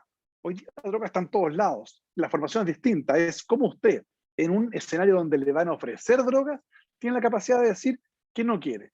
Bueno, y ahí están las herramientas educativas, sociales, digamos más bien de política pública preventiva, ¿no? Un segundo elemento es el que dice relación con el microtráfico de drogas. Y el microtráfico de drogas no es otra cosa que un mecanismo, no voy a justificarlo, pero no es otra cosa como fenómeno, con un mecanismo de sobrevivencia económica en sectores naturalmente desposeídos, donde no existe probablemente presencia del Estado y asociado también, por ejemplo, al consumo abusivo, es decir, estamos hablando ya de personas adictas. En consecuencia, en ese escenario, el microtráfico de drogas requiere otra estrategia. Por cierto que rehabilitación siempre va a estar presente, ¿no? Y la política pública de salud, la prevención social, ¿no? De evitar que ciertos barrios, ciertas zonas sean tomadas por grupos destinados a realizar del microtráfico una actividad económica rentable. Y en ese cuadro uno podría mirar quizás diversos fenómenos centro y latinoamericanos y pensar que estamos en situaciones lamentablemente muy parecidas. Cuando uno piensa, por ejemplo, en Centroamérica, piensa en Guatemala, en algunas zonas del Salvador, que me tocó estar por allá, o piensa en algunos barrios marginales de Buenos Aires, o en algunos barrios marginales de Santiago de Chile, bueno, el fenómeno es parecido. Es parecido. Son zonas de una depresión económica muy fuerte, falta de oportunidad de desarrollo personal, con escaso equipamiento urbano, con altos niveles de conflictividad social, con una red de educación muy pobre y adicionalmente con la presencia de bandas que establecen control territorial extremadamente complejas, que hacen que estas personas que tienen una escasa formación, que tienen escasa capacidad de salir adelante, vean en el microtráfico de drogas como una forma de desarrollo económico. Pensemos, por ejemplo, en el ejemplo académico ya muy utilizado, de aquella persona que en una zona de Santiago, de Buenos Aires, se tiene que levantar a las 4 o 5 de la mañana, tomar el transporte público, viajar probablemente 1 o 2 horas, trabajar todo el día en una construcción o en un trabajo muy, muy difícil de realizar, volver a su casa a última hora después de 2 horas nuevamente de viaje de regreso y si no más, y lo que tiene esa persona es un sueldo que no le alcanza para satisfacer las necesidades básicas. Y ve cómo sus hijos, lamentablemente, no pueden tener, o él observa con desesperanza, que sus hijos no van a tener un futuro mejor que el que ellos tienen. Frente a esa desesperanza, se mira al vecino que se levanta a las 11 de la mañana, tiene las mejores zapatillas, es respetado en el barrio, porque no se levanta temprano y se acuesta tarde, o se acuesta tarde por querer y no por deber, digamos, y tiene el mejor auto o la mejor pistola y tiene un estatus determinado, reconocido. Bueno, la oferta es desigual. La oferta evidentemente es desigual. La pregunta es, ¿cómo le decimos a esa persona que renuncie a lo segundo para seguir en su trabajo forzado? Bueno, es extremadamente complejo, sobre todo si sumamos un elemento adicional, es que particularmente en el caso de los jóvenes, muchos de estos jóvenes son hijos de personas que están o han estado o están presos, madres o padres. En consecuencia, no hay un patrón de comportamiento al cual estas personas tengan que más bien asociarse, sino que más bien hay un antihéroe, ¿no?, en la lógica de la formación. En ese cuadro, entonces, el microtráfico de drogas debe ser enfrentado con política social de prevención situacional, de copamiento de barrios, no policial, me refiero a copamiento social, con equipamiento, con trabajo social, con alternativas, con redes, pero también con materia de educación, etcétera, y también con prevención social, es decir, cómo somos capaces de que a ese joven o ese adulto le sea mucho más rentable y atractivo irse por el camino primero, el más difícil, no el del trabajo, es decir, mejorar remuneraciones, etcétera. Y finalmente tenemos el fenómeno del narcotráfico, que dice relación con un elemento completamente distinto, que utiliza el microtraficante como una forma de distribución, a través de carteles, a través de células, de casas de seguridad, de soldados y todo lo que hay en torno a este negocio. Pero el narcotráfico, al final del día, tiene un negocio bien estructurado, donde hay otros que caen, y escasamente caen los verdaderos organizadores del narcotráfico, porque, para decirlo en fácil, son personas que no están vinculadas probablemente al contacto directo con la droga, sino que son aquellos que mueven las redes para la exportación, para la contratación de los soldados, para la utilización de sistemas tecnológicos para el lavado de activos. En consecuencia, más bien tiene una relación mediata con la droga, más no así con los recursos provenientes de la misma. En una reunión de trabajo que tuve con el entonces director de la DEA en Estados Unidos, veíamos cómo se producía un problema de fracaso de ciertas organizaciones criminales en México porque no tenían capacidad, por ejemplo, de lavar los activos, de lavar los miles y miles de millones de dólares que tenían en su poder. Entonces se ha ido creando una industria que ya no solo tiene que ver con la producción, la venta o distribución de la misma, sino con la realización o, comillas, legalización del producto de la droga. En consecuencia, cualquier estrategia debe hacerse cargo de este fenómeno final, que es el que hace esto un buen negocio.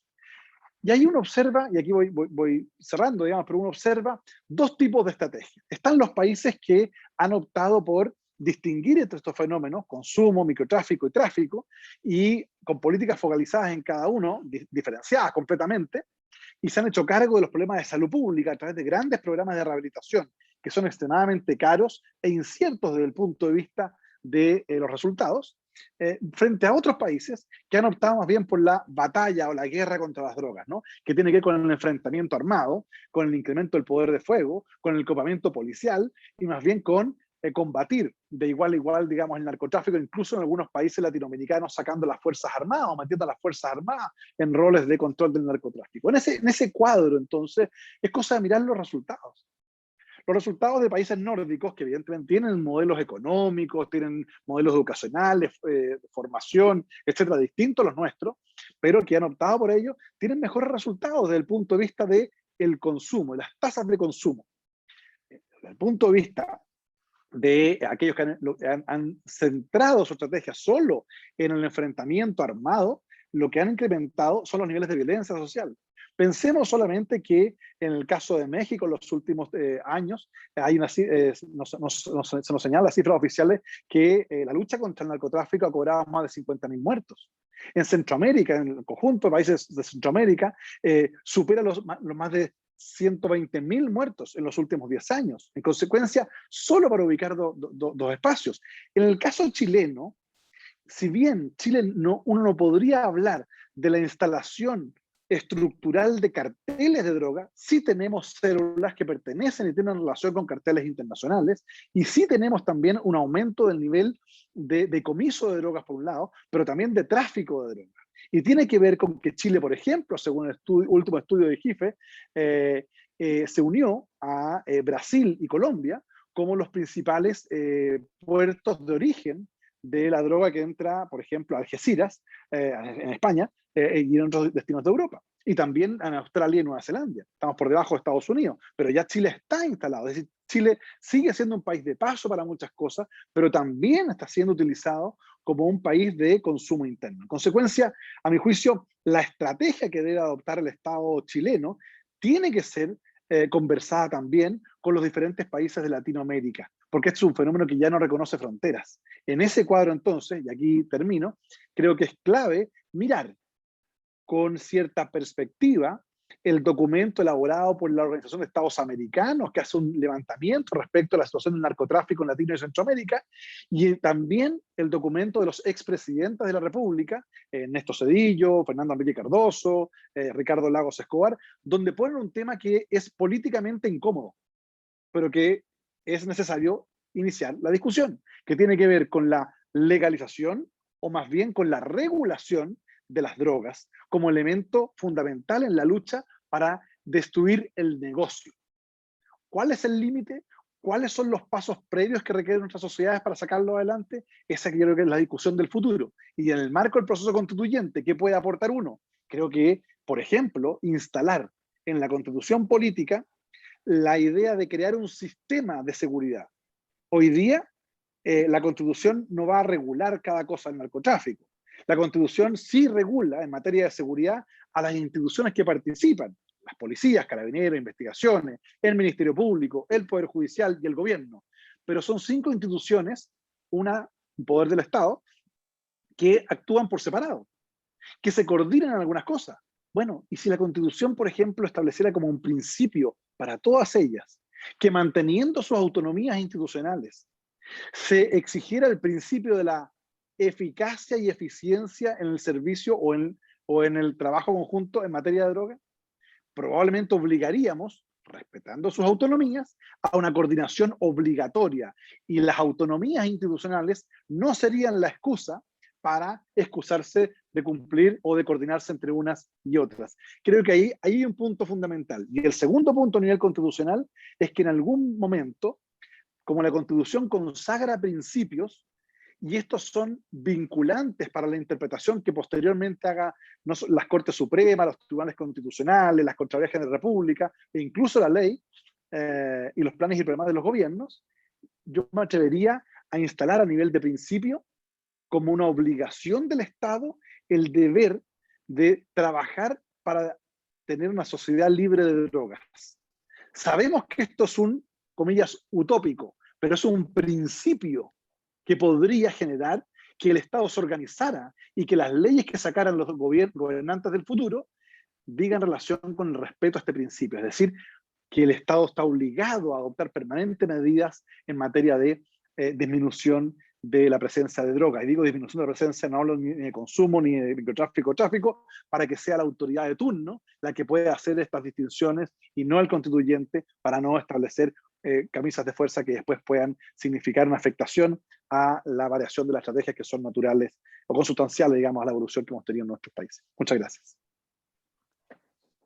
Muchas gracias, Felipe. Varias ideas han salido en este diálogo con nuestros candidatos y candidatas a constituyente. Quisiera destacar solo 4. Primero, hoy día en Chile la situación es seria. Además, hoy día sería el momento, tal vez el punto de inflexión para tomar medidas sustantivas que permitan frenar este fenómeno. Fenómeno, vamos a decir, crimen organizado transnacional y sus distintas aristas. Tercero, desde la gestión pública hay importantes acciones que pueden ser llevadas a cabo, como es el tema de la vivienda, la ciudad justa y la seguridad ciudadana. Y muy especialmente considerar las políticas públicas como un instrumento clave, pero teniendo claridad con respecto a que, según la naturaleza del problema, el tipo de política pública o estrategia a enfrentar, distinguiendo, por ejemplo, asuntos que son de salud pública, como es el consumo de drogas, de lo que es el narcotráfico, que se constituye en un delito y desde el Estado de Derecho es un desafío el imperio de la ley y su aplicación, particularmente frente a estos ilícitos. Se han planteado más ideas, pero creo que destacar estas contribuye a situar el debate hoy día en nuestro país y muy especialmente frente a distintos procesos electorales, en donde varias aristas de estos asuntos van a estar presentes, directa o indirectamente. A lo largo de esta conversación tenemos distintas preguntas, tanto para los expositores como para quienes han comentado este tema. En ese sentido, vamos a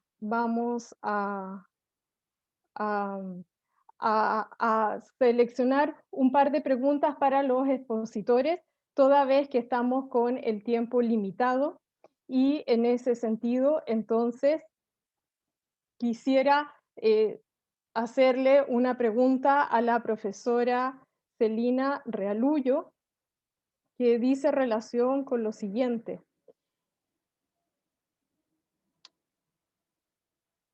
A ver, tenemos distintos tipos de preguntas. Quisiera de alguna manera dar cabida en poco tiempo a distintas inquietudes que se han planteado. Es en esa línea entonces que voy a hacer una pregunta focalizada a la profesora Realullo, otra al profesor Benítez y una general para cada uno de los expositores, para cada uno de los comentaristas de las exposiciones. Les pido por favor que no exceda a nadie más de 2 minutos al responder, en la idea de poder dar cabida a las distintas consultas que se han formulado. Para la profesora Realullo, ¿qué características tienen las organizaciones de narcotráfico transnacional que operan en Estados Unidos? Para el profesor, doy la palabra a la profesora Realullo y de ahí al profesor Benítez. Aquí muy rápidamente. También en Estados Unidos tenemos maras y pandillas, como la mafia mexicana, y también redes como los dominicanos.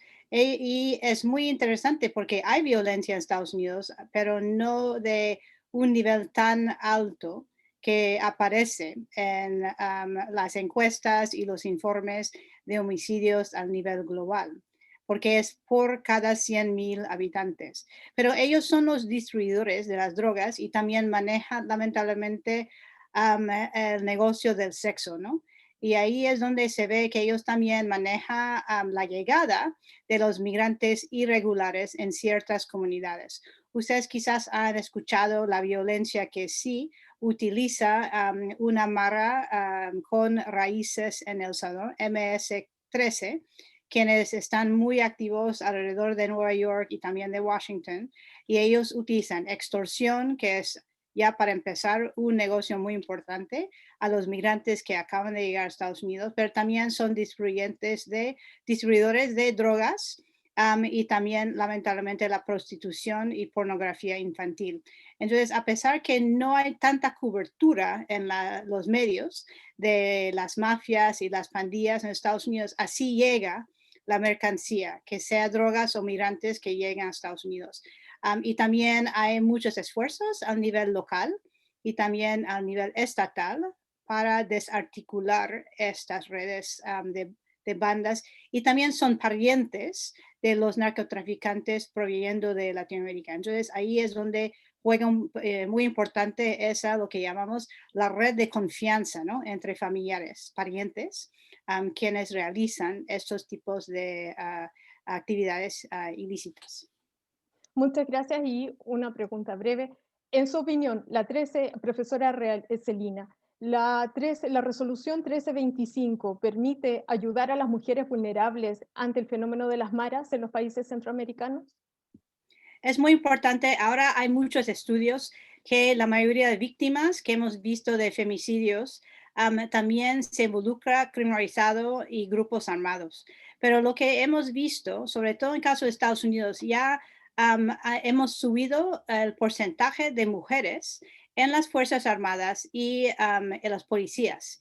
Y ahí también hay manera de que víctimas pueden acercarse a una policía, por ejemplo, para denunciar.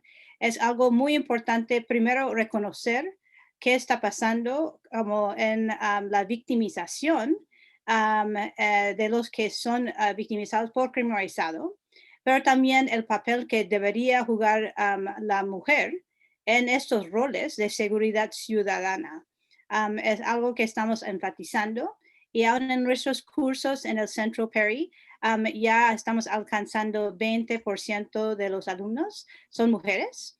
Y también estamos incorporando más módulos dentro de nuestros cursos para concientizar el problema de femicidio, pero también el papel que juegan las mujeres en el liderazgo y el manejo de crimen organizado transnacional, que es algo que no ha sido muy estudiado, pero ya vamos con más investigación y más datos reconociendo el papel no solamente como víctima, sino que son líderes y facilitadores de crimen organizado transnacional en toda nuestra región. Muchas gracias, profesora. Profesor Benítez, 2 preguntas, 2 minutos. 1, medidas para combatir las causas del narcotráfico, en su opinión, las más recomendables. Y segundo, ¿cuáles han sido, al menos indicar una, las peores políticas a nivel internacional para enfrentar el narcotráfico? Sí, las medidas para erradicar las causas del narcotráfico pues son multidimensionales. Van desde la fortaleza del Estado en la parte civil, o sea, yo creo que hay que fortalecer el Estado civil, como las medidas sociales, o sea, medidas de prevención, medidas de apoyo a la juventud, medidas educativas, el empleo, etcétera. Entonces, una cosa va con la otra. Si hay un Estado maduro, profesional, sin corrupción, etcétera, hay más recursos para la educación, para la salud, la juventud, la prevención. Y lo contrario, un Estado frágil, pues no tiene muchos recursos para ello. Ahora, la segunda pregunta, la peor estrategia para combatir el narcotráfico es la guerra al narcotráfico sin el apoyo de un Estado fuerte civil. Y en nuestros países, la guerra al narcotráfico se decide rápido, se dice, bueno, pues si es guerra hay que usar las Fuerzas Armadas, y no se toma en cuenta que tiene que estar acompañada de un sistema judicial fuerte, que no haya violaciones a los derechos humanos en la estrategia, y muchas veces la guerra al narcotráfico donde se ha aplicado no va correspondiéndose la estrategia con la táctica. ¿Qué quiere decir? La estrategia es acabar con las organizaciones criminales, pero la táctica es combatirlas y se genera lo que Clausewitz llama acción-reacción. Tú golpeas a alguien y te responde más fuerte, y entonces la respuesta más fuerte genera una respuesta militar más fuerte de tu parte, y el otro también responde después una estrategia más fuerte, y así se generaliza la guerra en la parte violenta. Entonces se genera una gobernanza de las acciones militares de un lado y de otro. Entonces, ese es el peligro. Y eso ha sucedido en Guatemala, con la lucha contra las maras en El Salvador, en Colombia, en Bolivia en su momento, etcétera, ¿no? Entonces, una guerra contra el narcotráfico tiene que ser integral y tiene que quitársele esa palabrita de guerra. Es un combate frontal a la no legalidad, a la fragilidad estatal. Hay que fortalecer las estructuras del Estado, pero no solo las militares, las demás también. Ahora, tampoco se trata de sacar solo a los militares no hay que sacarlos, hay que ponerlos en esa concordancia interinstitucional y que respeten las legalidades y los derechos de la población civil, ¿no? Muchas gracias, Raúl. Agradecemos las preguntas que nos han hecho llegar para los y las candidatas a constituyentes, son muchas, y tenemos limitación de tiempo. Por este motivo vamos a hacer solo una pregunta que se ha repetido a cada uno de los comentaristas, de los profesores, y les pedimos que sean breves, en no más de 1 minuto poder responder. La pregunta es, ¿creen ustedes que parte de las medidas para abordar el problema del narcotráfico pasa por la legalización de drogas? Paola. Gracias, Carolina. Mira, yo me lo he preguntado muchas veces, y no solo me lo he preguntado respecto de la marihuana, sino que de todas las drogas, porque sabemos todas las cosas que rodean, ¿no?, el narcotráfico y que son males en sí mismos y que podrían ir disminuyendo en la medida en que uno sale de la lógica del mercado negro. Pero ¿sabes qué? Me parece que en aras de la seriedad que yo trato de usar en mi vida y sobre todo cuando se es candidato, es algo que yo me he preguntado, pero más bien creo que la respuesta tiene que provenir de expertos que tengan a la vista algún experimento, digamos, y evidencia concreta, más que las meras intuiciones. Creo que hacer políticas, sobre todo en estos temas tan complejos con las intuiciones, puede resultar peligroso. Muchas gracias, Paola, y muy buen punto. En este tema particularmente, pero también en otros, y en estas políticas públicas, formularlas a partir de la evidencia es un elemento clave para el éxito de ellas. Susana, tu postura frente a la pregunta formulada. Mira, yo creo que las llamadas drogas duras en ningún caso, bajo ningún punto de vista, y creo que de las blandas es discutible. Podríamos quizá avanzar en algo como la experiencia de Países Bajos, habría que ir estudiándolo, pero yo tengo entendido que la experiencia uruguaya no es alentadora en ese sentido, ¿ya? Así que en un principio no me decanto por la legalización de ninguna droga, pero insisto en que si vemos experiencias internacionales de realidades un poco más similares a la nuestra, sobre las cuales pudiésemos tener algún indicio de que fuese una política positiva para frenar el narcotráfico y todo lo que eso conlleva, también no me niego que pudiésemos avanzar en algo de ese estilo. Muchas gracias, Susana. Cristian.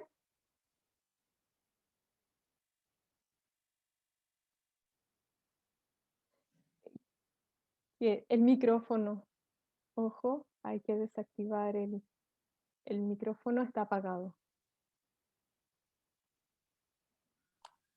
Cristian, perdón, abajo a la izquierda vas a ver un dibujo y ese tienes que apretar.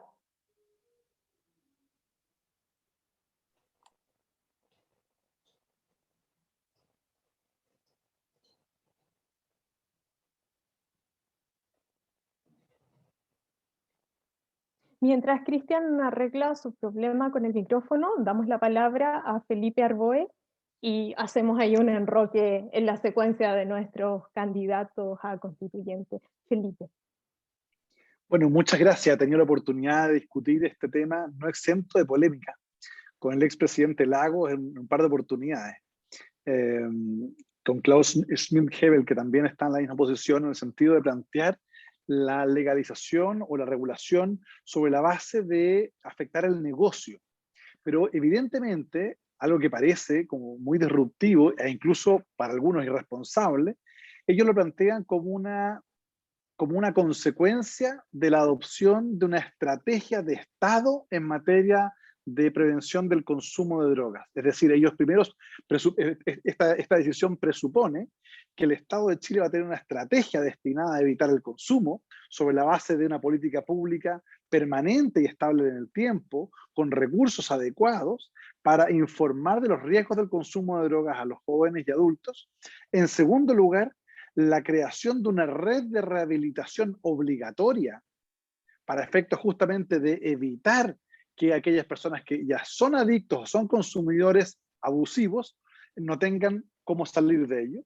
Y tercero, instalar los tribunales de tratamiento de drogas, que es una experiencia del Bronx bien interesante, que ha dado muy buen resultado y que en Chile está en fase de plan piloto todavía, después de 10 años, que lo que busca es que cuando una persona comete un delito, no de sangre, bajo los efectos de la droga o para proveerse de la misma, porque la razón del delito es la adicción, en vez de ir a la cárcel, se hace un tratamiento de rehabilitación obligatorio.